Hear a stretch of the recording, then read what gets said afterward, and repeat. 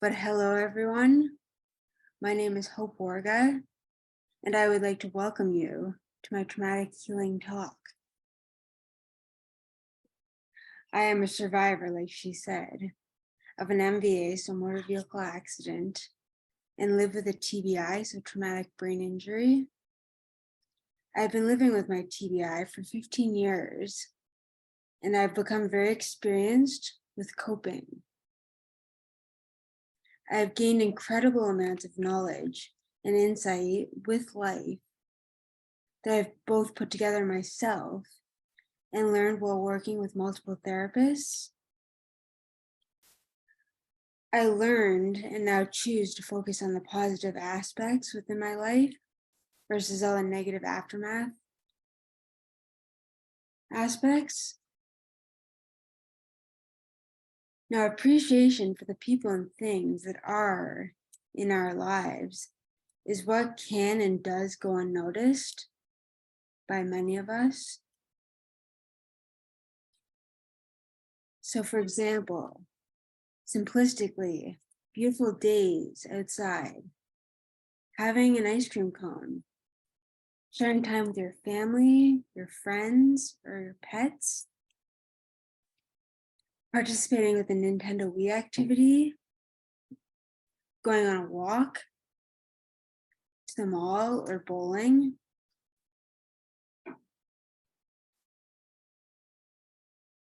So these are the things that we need to appreciate, focus on appreciating more. And I will share various strategies that have helped me significantly throughout my recovery journey and that still do help me presently with my continued rehabilitation lifestyle. These strategies, they may help and work for you while you continue to persevere through your recovery journey, or while you continue to live your life journey.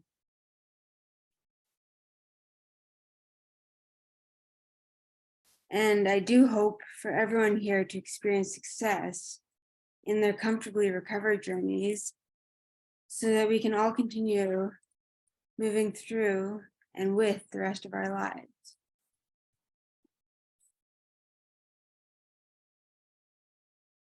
So first,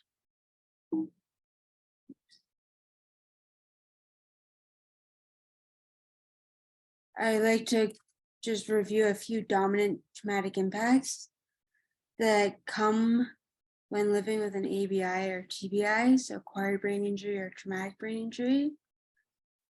And these dominant impacts are cognitive traumatic impacts, psychological traumatic impacts, and physiological traumatic impacts.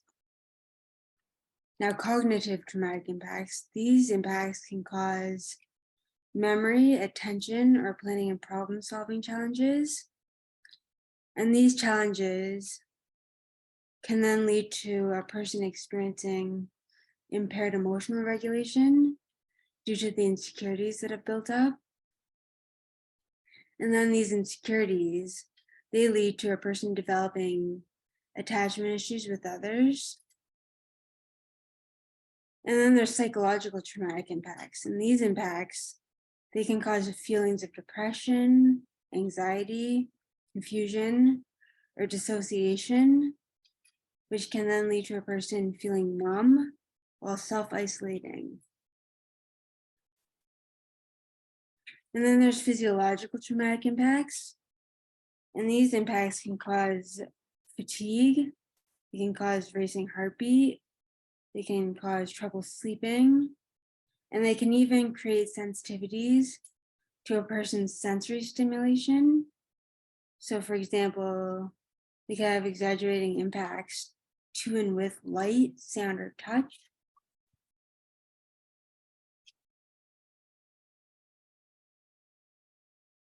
So now I'm going to discuss some common reactions that are caused by trauma. And then I will share how I learned to work through each of these reactions. So there's emotional reactions, and these reactions are very common. And I learned that it is very important to communicate.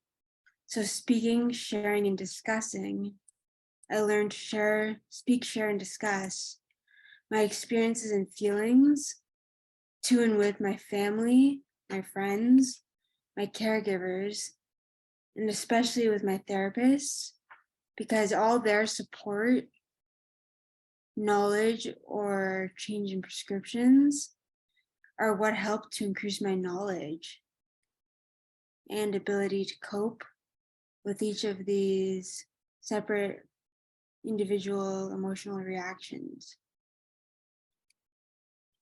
So communication is key. Don't bottle it up because that goes nowhere. And then there's the numbing reaction, which is not feeling high. It's not feeling low. It's just being neutral and not feeling anymore. And with this reaction, I had to logically identify it. And so by using the communication, which is key, I communicated with my family physician, and then she gave me a referral to seek further medical assistance. And through this further medical assistance, they did teach me coping strategies, or they changed and fiddled with my medications until they were right. And with these strategies and medication changes, it helped to break my numbing reaction. So I was able to start feeling highs and lows once again, and it was pretty helpful. And then there are physical reactions to trauma. So this could be burning up, you could have a racing heartbeat, you could be sweating. And I learned that once my physical reaction was triggered, that whatever activity I was doing, I had to slow it down or take a break from it. So I would literally slow my activity down and excuse myself just for a minute. I just need a minute, guys. I'd excuse myself and then go occupy myself with the comforting activity. So what I would do is I would just go to a place that's quiet and I could be alone for a minute or two and just close my eyes, take a deep breath in through my nose, out through my mouth, and I would count from 1 to 50, and then take a deep breath in through my nose, out through my mouth, count from 50 back down to 1, in through my nose, out through my mouth. And then by the time I'd done that, so it's pretty peaceful because it's just me and my counting. So by the time I was done that, my physical reaction will have stopped, and then I'll be able to just go back to the group or whatever I was doing, and I'd be able to participate with it, and I'd be good, and the reaction will have stopped.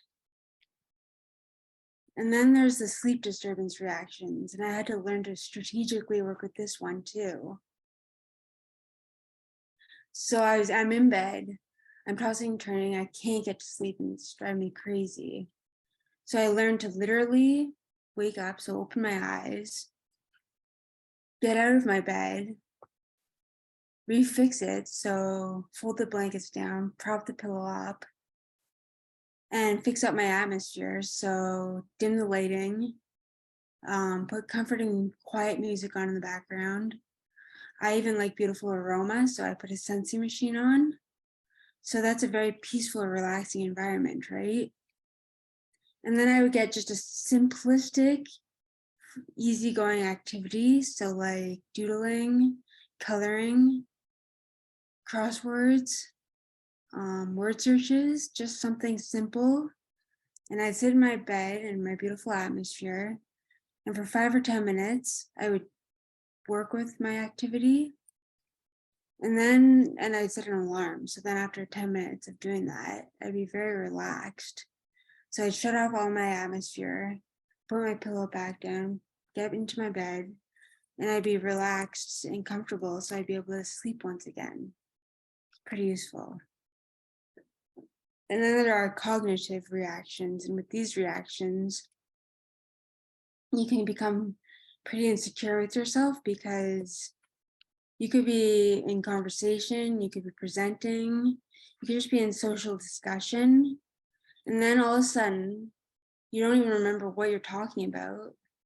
or you're forgetting a word to describe something and just you feel so stupid.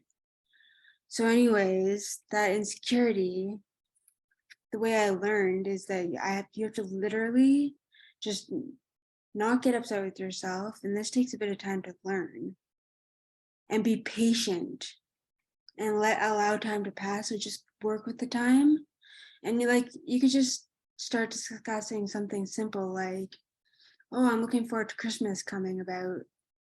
I just need to set up my tree, decorate it, and get into the spirit. And then when you start that other little conversation, as time's passed, the memory will catch back up with you and you'll remember the proper word, or you'll remember what you were talking about. Or you know what I mean? But cognitively, you just have to give yourself patience, and just go with it. Just go with it. And then there are intrusive thoughts and or memories. And this is very key because if after going through a traumatic experience, it can be pretty haunting, right? So I learned to strategically work with this one too, because I wanted it to stop bothering me. So I learned, and you can do this just with a pen and paper, or you can do this with your cell phone or your iPad or your computer, just whatever type of technology you have these days. But you literally just write down the thought or memory, which is identifying it. And then you make a pros and cons list. So these are the good ways, these are the good things that have happened since the thought or memory or experience. And these are the bad things that have happened or that I've lost, or, the negative aspects. And then you review after you make the pros and cons list, you review it a few times so that you gain understanding with the thought or memory. And then once you've gained understanding, you'll be able to achieve acceptance with the thought or memory. And then you'll be able to let it go. So it'll stop haunting you and you'll be able to move forward with your life. That's pretty helpful. So now, just give me a sec.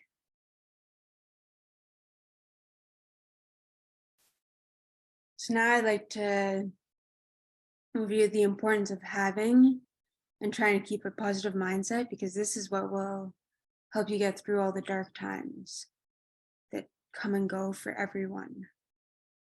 But in order to approach these life challenges with a confident outlook, it does not necessarily mean avoiding or ignoring your experience, whether traumatic or not. So what I mean by that is you can't just keep yourself so busy with A, B, C, D, E, F, so that you're so busy with it that you don't even think about the traumatic experience, because really what's going on is your subconscious is reviewing this traumatic experience continuously, and then it's having negative impacts on you while you do A, B, C, D, E, F. Okay, so it's it's not working. So it's actually much healthier to accept your traumatic experience, make a pros list, cons list to understand it, and use that positive mindset. So for example, you can think about your experience and just think, okay, I've actually become much wiser. Like, I've worked with many professionals. I know a lot about things now. I'm much stronger outwardly and inwardly. I've got a much better perspective and outlook on life. I can really organize and prioritize my goals. So I feel pretty good about myself.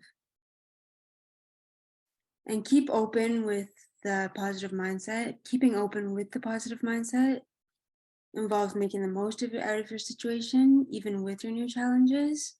So say for mobility, all of a sudden you have to use a wheelchair, a cane, a walker, so that you can get around. But then if you use that positive mindset, what you can do is you can say, okay, I remember back to the hospital days when I literally was confined to a bed only for months. I was confined to this bed. I could only see 4 walls, and people would just come in and out and visit me. But now, at least with these aids, I can get around. I can see, like, I can go visit people. I can go work. Like, you're still mobile. You still get around. And that's the positive mindset, because you choose to focus on the good versus the bad. And there's good in everything if you think about it.